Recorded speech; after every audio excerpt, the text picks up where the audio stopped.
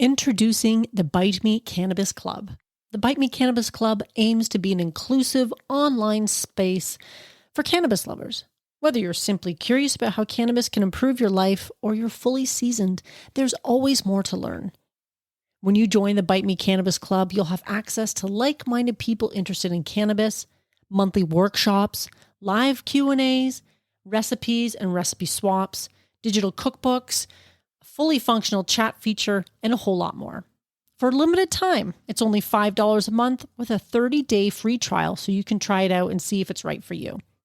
This isn't just another Facebook group or confusing Discord channel.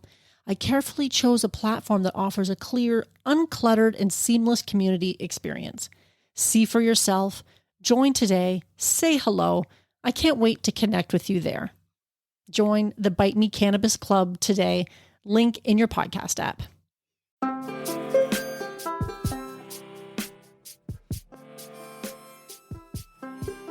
Hey everyone, welcome to Bite Me, the show about edibles. I'm your host, Marge, and I'm here to help you take control of your high life. Welcome back, friends. This is episode 20. What? I can hardly believe it. I don't often follow through on a lot of projects that I start. This must mean that I really like what I'm doing. I like talking about edibles. I like hearing from listeners who are enjoying the show as well. And if you're just joining us for the first time, I'm really glad you're here. And if you've been following along for a while, welcome back. It's going to be an action-packed episode. We're going to be talking about nitrous green dragon. I think I mentioned at the end of last week's episode where we had a couple of listener Q&As. Before we get into that, I'm going to mention my cannabis houseplant has officially been pitched. I tossed it in the garbage a few days ago. Brittany, who messaged me about that, said that if I haven't seen anything going on in 7 to 12 days or so, that it was a pretty good sign that nothing was happening. I think I was holding out hope that maybe it was a late bloomer or something like that. But she was right. Thanks for the tips, Brittany. The irony is, of course, is that my husband and I used to grow quite a bit of weed indoors. Could it be I've lost my touch? That's a sad thought. But I'm going to try again. I have one seed available left that I can try. Maybe I'll have to be a little more diligent. Maybe pH my water a little closer or something like that. Or I was pretty disappointed to have to throw that thing out because I just like the idea of having a cannabis houseplant. I don't even care if it buds or not. I mean, how great was that? And, isn't it fun to be able to pick off a weed leaf and take a picture with it for various artsy-fartsy shit that you can do? But I'll have to go back to the drawing board for that one. And it could be a while. I mean, we're getting into the holiday season, aren't we? And I think I jumped the gun a little bit last week when I was talking about Black Friday deals, which are going to be happening this coming Friday. When you hear this, it'll be Thursday. I believe it's going to be the American Thanksgiving. So to all my American listeners out there, happy Thanksgiving. I hope you have a wonderful time with your friends and family, that your Black Friday isn't too nuts, and that you do have a chance to perhaps enjoy some edibles, whether you're making them yourself and sharing them with friends. I hope you all have a wonderful Thanksgiving weekend and you have lots of tasty food. The nitrous green dragon. I did try it last week. And again, if you need one of these nitrous oxide chargers, which are necessary for making this green dragon, perhaps Black Friday, now that it's actually coming closer once you hear this. So some of you may be wondering what kind of whipped cream dispenser I use to make the nitrous green dragon, and that's a great question. I actually spent quite a bit of time on Amazon, which is where I bought mine, looking around, and there's a ton of options, of course, because Amazon has like 1 billion products in its warehouse or something ridiculous like that. So I spent quite a bit of time, and I mean, the prices were ranging from like $30 all the way up to $150 or more, and they all look pretty similar.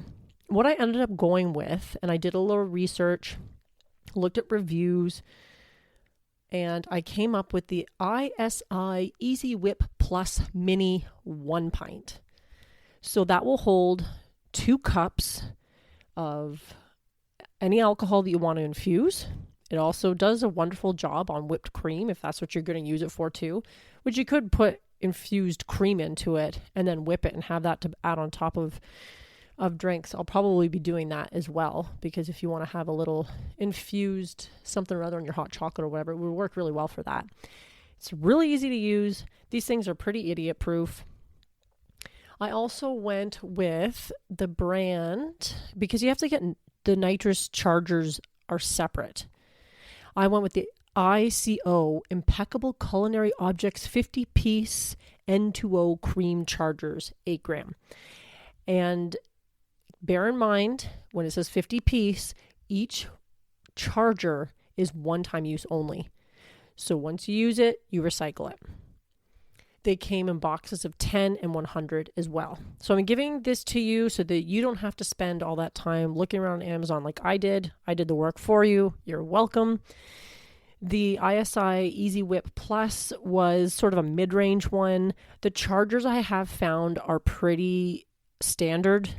Most of them I think will work with almost any of the whipped cream dispensers that you buy. My only caveat I would mention is when when you're scrolling down on Amazon, it'll say frequently bought together, and you have the whipped cream dispenser plus the chargers, because obviously that's what people are buying together. When I just thought, I'll just add that to my cart.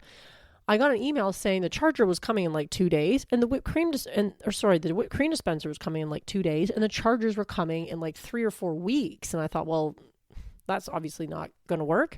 They weren't Prime. I have an Amazon Prime account, and these were not Prime eligible.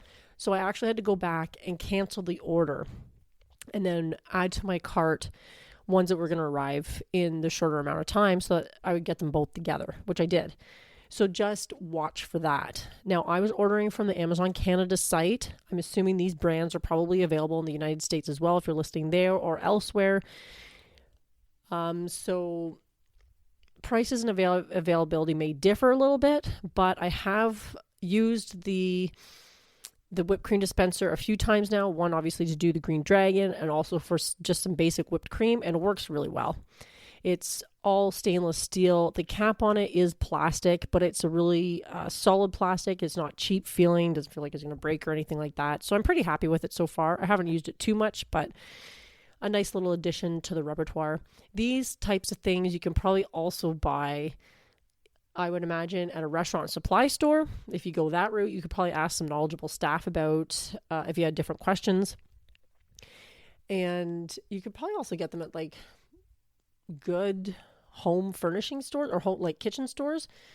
I'm not really sure, but Amazon's a pretty safe bet. I think price wise also, the bigger they are, the more expensive they get too. You really don't need a big one.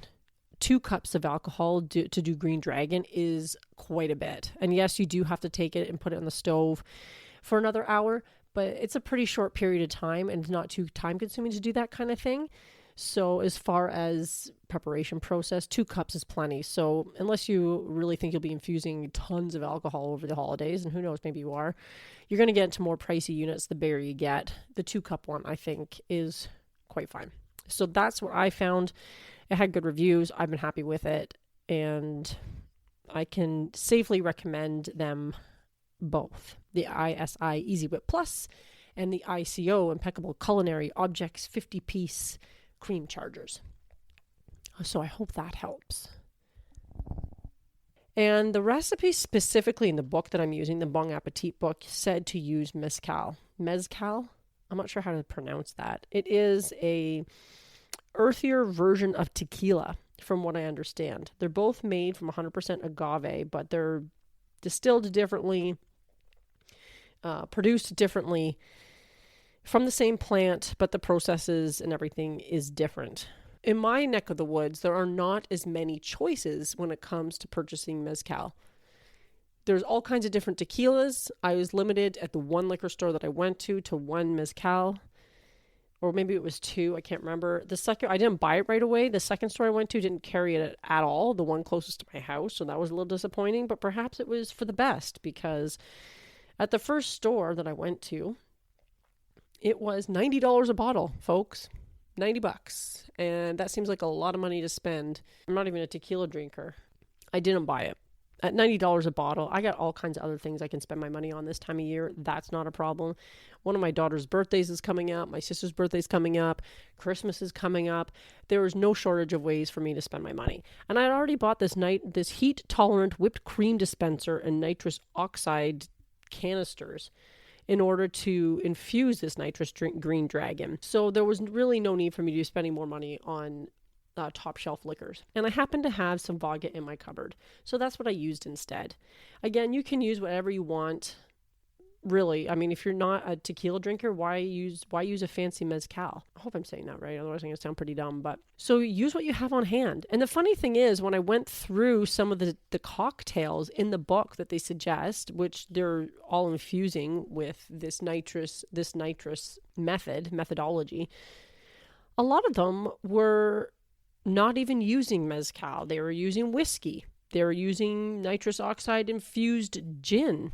So you can use whatever it is you have on hand. Yeah, there was a lot of recipes for gin. There was, let's see what else we have here. I have the book open right here in front of me. Brandy for making sangria. A Blanco tequila. It's a nice white tequila. A lot of these recipes didn't even call for the mezcal. One of them did. So there are certainly ways to do this. You don't necessarily have to go out and spend that kind of money unless you really want to, or you want to add something like that to your liquor cabinet. Because it was sort of a multi-step process. A lot of alcohols I've infused alcohol sort of the old-fashioned way, where you can let it sit for a while on your countertop. That can take that's a slower process where you're putting everything into the jar, the alcohol and your dried decarbed flour and all that kind of stuff. You almost end up with more of a tincture, and these tinctures are way stronger as far as taste goes. That's what I used to try making those gummies a while back, and they tasted horrible. The tincture, I can make that in my magical butter machine as well. It's very medicinal tasting. So if you're wanting to make a nice cocktail with that, obviously it's not the best choice for using because the taste it's not good, and there's no way to mask that taste. The tincture, we have one that we use for all kinds of different things. You drop it under your tongue, you cringe. Just picture me cringing right now as it really stings. And of course they want you to take it under the tongue because it gets into your blood vessels faster. It's a more immediate way to take it. But yeah, it doesn't taste good at all. So this way is going to produce a much better infused alcohol if you're using it for non-medicinal purposes. You don't have a headache you're trying to get rid of or hangover. I have used it for hangovers too, actually. But anyway, so essentially you put it suggested 2 cups of mezcal. I used vodka, like I said, because that's what I happen to have in the cupboard. It's been sitting up there for a while. I figured I might as well use it. It suggested 3 grams of dried flour. I used 3 grams of decarbed dried flour. You put it into the whipped cream dispenser to force infuse it with the nitrous. So essentially, if you were using this as a regular whipped cream dispenser, and I've never used one of these things before, I've always just bought like either whipped cream myself if I wanted some whipping cream, or you buy the canisters from the grocery store that are under pressure. This is essentially doing the same thing at home. So if you make your whipping cream, you just put your heavy cream into the dispenser, you put this nitrous, it force whips it because you give it a shake, it whips it for you, and then it holds that whip for a few days so you can keep it in your fridge or whatever. And then when you want to use it, you press the button and it comes out just like the stuff you'd buy at the store. It's kind of cool. I digress though. You're putting your cannabis flower and your chosen alcohol that you're going to use in the nitrous oxide, or I keep saying nitrous oxide, in the heat tolerant whipped cream dispenser. Then you put one of these nitrous oxide. They're like tiny little canisters. Honestly, I was kind of surprised when I got it because again, I hadn't used one of these things before. You buy the whipped cream dispenser, and then you also have to buy a box of these chargers or these nitrous oxide little canisters.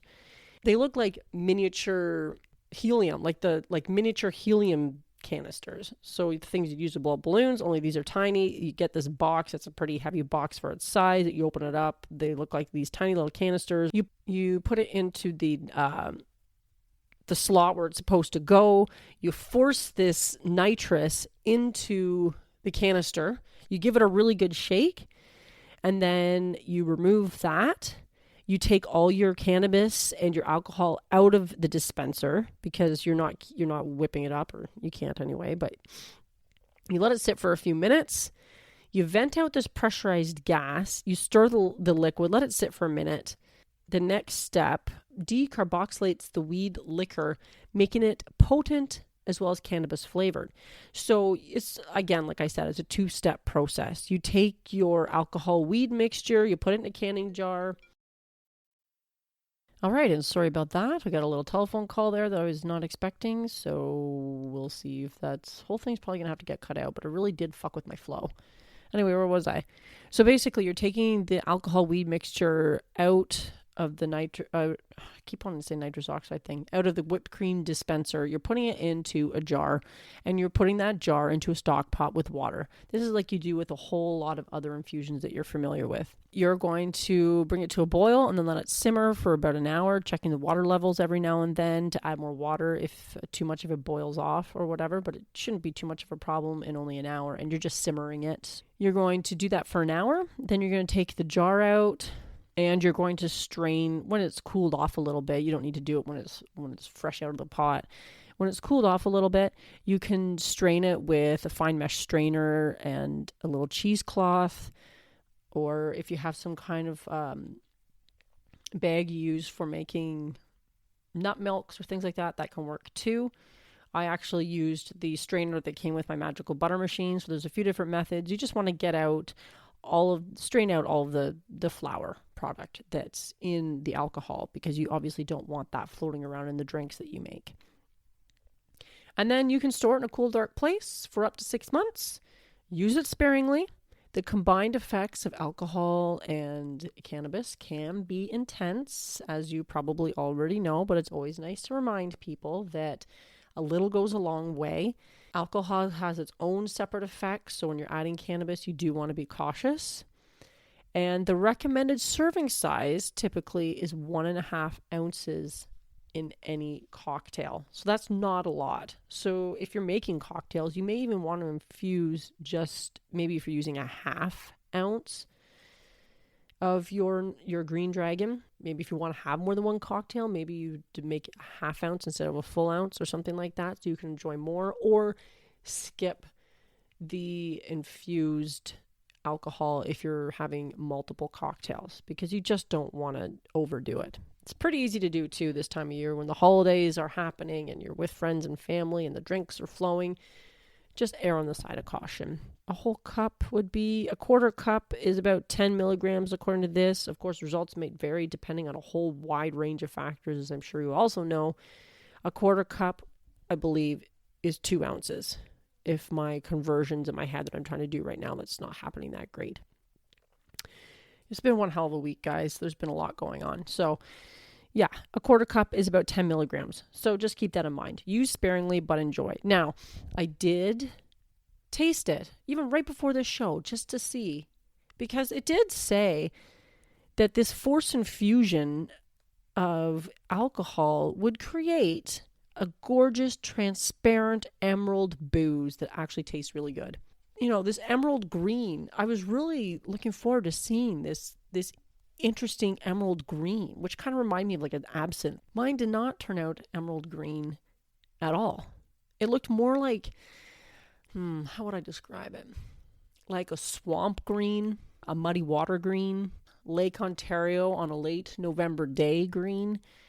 That, something along those lines. So not really the color I was expecting or hoping, but I had a sip and it was actually quite nice. I had a sip right before this podcast, just a teeny tiny one, because I do have other things to do today before I can't be doing that shit midway in the afternoon. But I had a sip and it was actually quite nice because it sort of tempers the strong taste of the vodka. It does have a green, like the earthy cannabis flavor to it, but it's also tempered by the alcohol. So it was actually a pretty nice mix. I was rather impressed because, again, I've tried the tinctures. I've tasted those tinctures and they're pretty god awful, but this was quite lovely. So the technique does in fact produce an alcohol that tastes pretty decent, but you can use it again to force infuse any alcohol. And there's quite a few. I think I'm going to be trying some whiskey next because there's a lot of and rum, actually, a couple warming drinks that I'd like to try that I think would be lovely as a nightcap on these cold winter nights that we're dealing with right now. But the drink I'm going to be making tonight when I get home, I have to go out tonight. And for my nightcap, what I'm going to try is Jet Chamber. And it's a recipe in this book, the Cannabis Cocktails, Mocktails, and Tonics that I picked up. And I was pretty excited to find this vodka-infused beverage that sounded quite nice. And of course, why wouldn't it sound nice? It's actually raining here today and really cold and damp. I don't know if I'd rather the snow, actually, because all the snow that we had has long since melted. It sounded just what I needed for a cold, lousy weather day this evening. So you're basically taking just an ounce of the infused vodka that I used, a little bit of coconut milk, some ice, this spice blend, seltzer water. I'm assuming that's the same as sparkling water, as we like to say in Canada, and 3 drops of aromatic bitters. I happen to have bitters in my cupboard too, so I was pretty excited to see that. I did have to Google the blend of Thai spice blend, but there's all kinds of recipes on there. So I'm going to see how that affects me as far as an alcohol. It's sort of a test to see the effects that you get from that. So I might be trying that instead of a cookie tonight. Because I thought I'd run out of edibles recently. I mean, not totally run out. I always have something going on in the cupboard. And I was thinking I'm going to have to make something. And I do like the alcohol, but I don't always want to drink at night. I'm trying to drink less, not more, because Lord knows you can drink your face off for the whole month of December. But I was hoping to try this instead because I was out of edibles, unless I wanted to start eating coconut oil off the spoon. And lo and behold, I reached into my bag that I was getting out. This is a bag I hadn't used in a couple days, and I had a 2-pack of cookies in there because I package up my cookies, as some of you know from listening to earlier episodes. I package them up in these like heat seal stay fresh bags that are good for the environment because they're biodegradable. And they make it real. They look really nice when you're giving them to people. But sometimes if I'm traveling or I'm, going to be out and about, it makes it easy to just pop them in your bag when you want to go somewhere. And I'd forgotten I'd put them in there. And I was just like, oh, happy day. So I found those the other night, which was really great. But I don't want to eat a cookie tonight. I want to try this Jet Chamber out of this book. So I'll let you know how the combined effects of alcohol, cannabis go. Because, I often will eat a cookie and have a glass or 2 of wine, which can have some pretty noticeable effects as a combination. This is a little different. I don't typically drink vodka, but I really like the sound of the coconut milk with the Thai spice blend. And again, like I mentioned, the weather here sucks today, so something warm to sip by the fire. Well, I don't have a fire, but maybe I can put that, what's that Netflix thing? You can put on that Netflix show that is essentially just a fireplace. Yeah, maybe I'll just do that. I'll turn that on tonight and sip my warm beverage by the fake fire. Close enough. So what I'm also thinking, I'm thinking a lot about cocktails because we are getting into that season where people are doing cocktails. I'm thinking I might be trying a mulled wine. I made mulled wine last year for Christmas and it was delightful. And I don't know if it was the nice spices and the warm wine, which normally would sound pretty gross, but having like this mulled wine in a crock pot where you can just come over and ladle in more. Whew. Imagine if, I guess you'd have to keep the infusion pretty low for that because you could really fuck some people up doing that. But I'm excited this year because we are doing our family dinner. Every year we usually do a family dinner where we host both sides of the family. My side, his side. Some years it's been a lot of people in our house. I usually cook a big ass turkey and we do all this stuffing. And sometimes because it's 2 sides of the family, there were a couple of years. I have since stopped doing this because sometimes it's just like, come on, it's getting a little crazy. I would have 2 types of dressing, 2 types of gravy, 2 types of this and that, because like one side of the family liked their gravy more thicker and the other side liked it thinner. And it starts to get a little nuts. And these family gatherings were starting to get really enormous and it was a lot of work. We've pared it down a little bit in recent years. And this year we're going to be hosting it a few days before Christmas to help try and accommodate as many people as we can because it gets so busy. So it's going to be a few days before Christmas and we're having it at one of our daughter's restaurants. So it's going to be all done out of the house. And obviously there's still going to be a lot of work and cleanup and all that kind of thing, but I don't have to worry about cleaning up the house or anything. But because it's all extended family, for just our immediate family, I am hoping to do a whole infused Christmas dinner. I'm not sure what that's going to look like yet. I have this other Small Bites for the Modern Cannabis Kitchen edibles book that I bought that has a lot of like nice things that would be wonderful appetizers.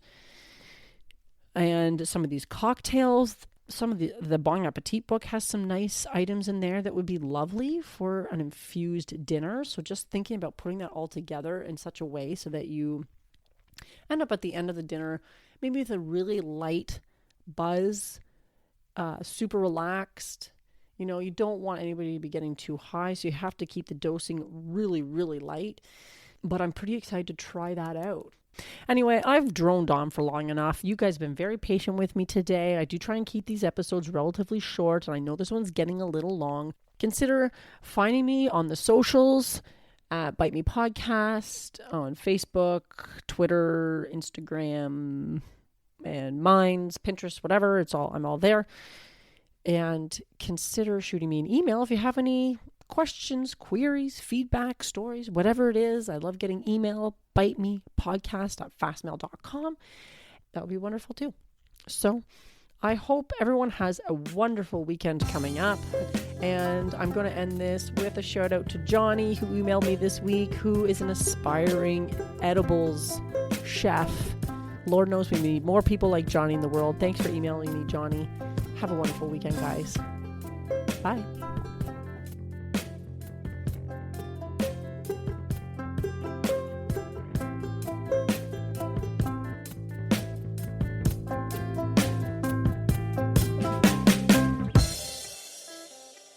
Are you tired of trying edibles that are inconsistent in strength and flavor? Attempting to figure out your tolerance? Do you want to take control of your edibles experience and find the optimum combination of factors that results in the best outcome? If so, this edibles journal is perfect for you.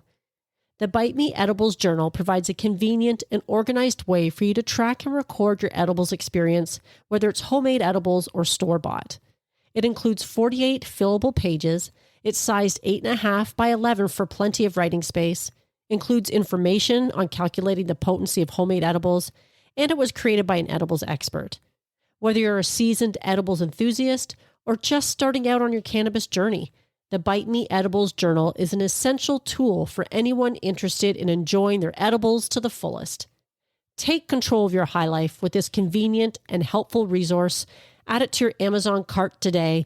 Tap the link in the show notes.